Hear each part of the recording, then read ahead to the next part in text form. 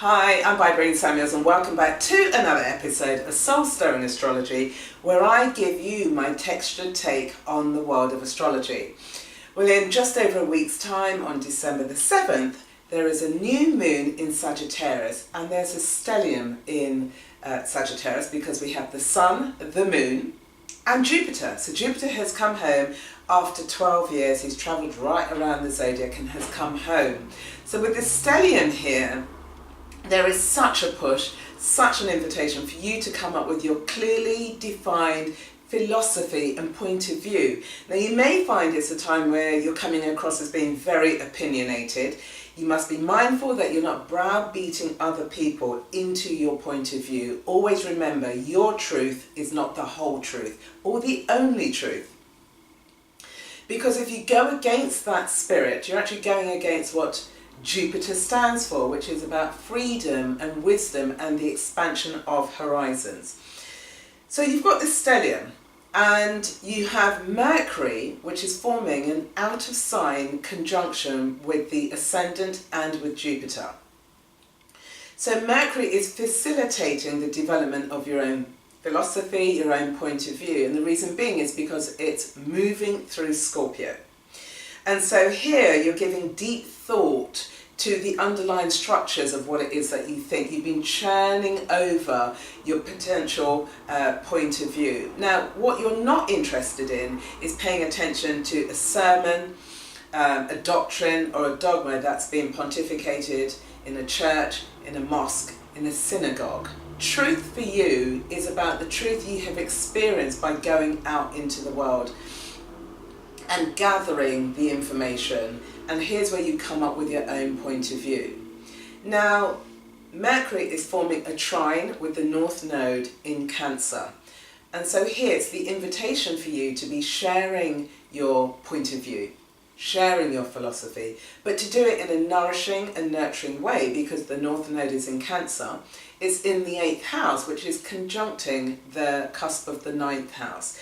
So you're meant to be sharing your point of view and doing it in a way, as I say, that's welcoming, it's nourishing, and you're listening to other points of view. And what will assist you here is by looking at the polar sign to Sagittarius, which is Gemini. Gemini is ruled by Mercury. And so with Gemini, it's a sense of discerning the facts, bringing the facts together, going out into the world, gathering, bringing the facts together. However, Gemini is ruled by Mercury, and Mercury, from the mythological point of view, is Hermes. And Hermes is the trickster. So what you must kind of guard against is you lowering yourself, going into the lower mind of Sagittarius, where you're so enthusiastic, you're so happy, you're so full of yourself in terms of sharing your ideas, that you could be so enthusiastic that you're taken advantage of by unscrupulous people, or you yourself are the trickster, which means that you're packaging information, you're editing, you're leaving out information, and you're presenting it in a way that enables people to follow your point of view.